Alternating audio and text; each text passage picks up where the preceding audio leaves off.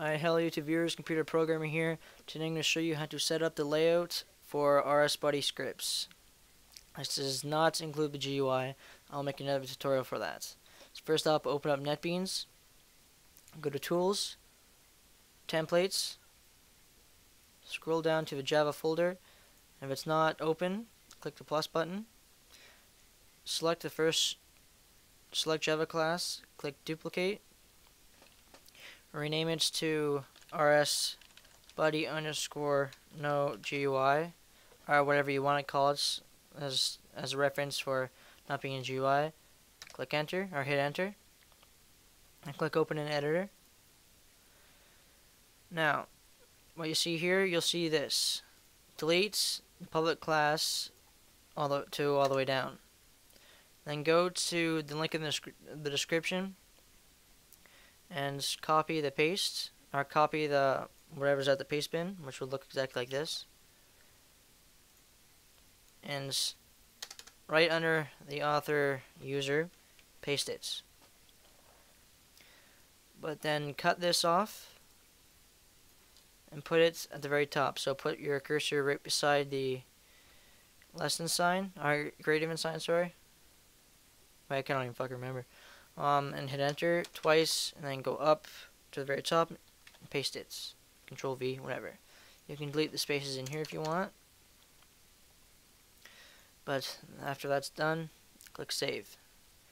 Then go to right click on source packages or default packages, and go to other. Scroll down to Java folder and click the RSBuddy no GUI. Go to next. Type in whatever you want it to be called. Call mine layouts. Click finish. Now you've got the layouts of it.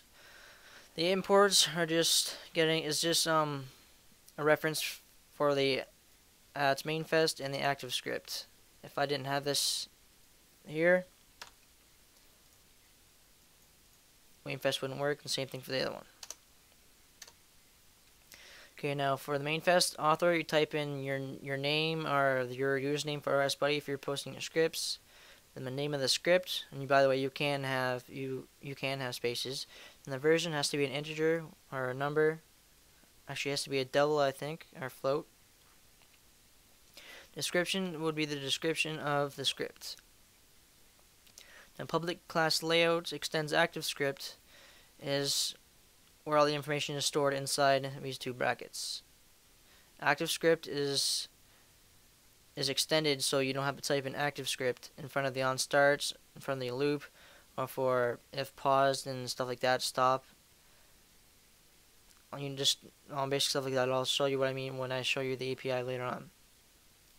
Now the public boolean onStart has everything that's going to happen before the script starts to execute whatever's in the loop. Boolean means true or false, and you have to have a return value of true or false, which if it's true, it means you have told the script that it can go ahead and execute whatever is in the loop. If it's false, it won't execute whatever in the loop, and it will just go straight to on finish and exits. Public int is a number, and it loops, and what this does is loops everything that's in here. If there's nothing in here, your script will not do anything. Even if you have another method. Wow, I keep fucking doing that. Why do I keep doing that? Even if you have another method in here, whatever you have in here, it still will not execute it unless you call it in the loop. What this return does is the frequency in milliseconds of how often this loop will repeat itself. 1 is usually never good, or never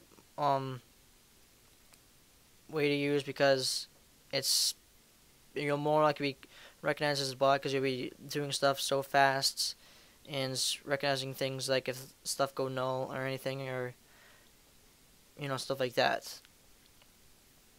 So I recommend having about 300 to 700. I'll show you how to do that using random.